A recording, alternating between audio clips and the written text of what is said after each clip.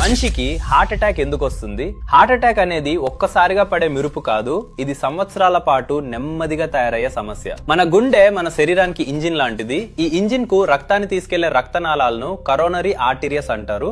ఈ నాళాల్లో కొవ్వు, cholesterol, calcium వంటి పదార్థాలు క్రమంగా పేరుకుపోతాయి. ఈ పేరుకుపోయిన పొరను ఎథెరోస్క్లెరోసిస్ అంటారు. ఇది పెరుగుతూ పోతే రక్త ప్రసరణ అడ్డంకి అవుతుంది. ఒక దశలో నాళం పూర్తిగా మూసుకుపోతే హార్ట్ అటాక్ వస్తుంది. ఇప్పుడు కారణాలు ఏమిటో చూద్దాం. 1. ఎక్కువగా వేయించినవి, జంక్ ఫుడ్, బయట భోజనం, తీపి పదార్థాలు, ప్రాసెస్డ్ ఫుడ్ ఇవి రక్తనాళాల్లో కొవ్వు పేరుకుపోవడానికి కారణమవుతాయి. 2. ఎప్పుడూ టెన్షన్ లో ఉండటం వల్ల రక్తపోటు పెరుగుతుంది. ఎక్కువ రక్తపోటు గుండెపై అదనపు ఒత్తిడిని పెంచుతుంది. 3. సిగరెట్ తాగడం రక్తనాళాలను కఠినంగా మారుస్తుంది. మద్యం అధికంగా తీసుకుంటే గుండె కండరాలు బలహీనపడతాయి. 4. రోజంతా కూర్చోవడం, శరీరాన్ని కదలించకపోవడం వల్ల రక్త ప్రసరణ సరిగా ఉండదు.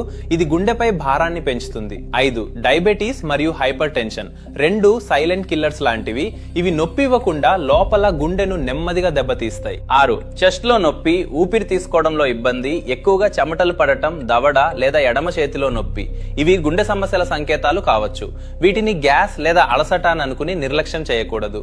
గుండెను ఆరోగ్యంగా ఉంచుకోవాలంటే సరైన ఆహారం తీసుకోవాలి. రోజు కనీసం 30 నిమిషాలు నడవాలి లేదా వ్యాయామం చేయాలి. టెన్షన్ తగ్గించుకోవాలి.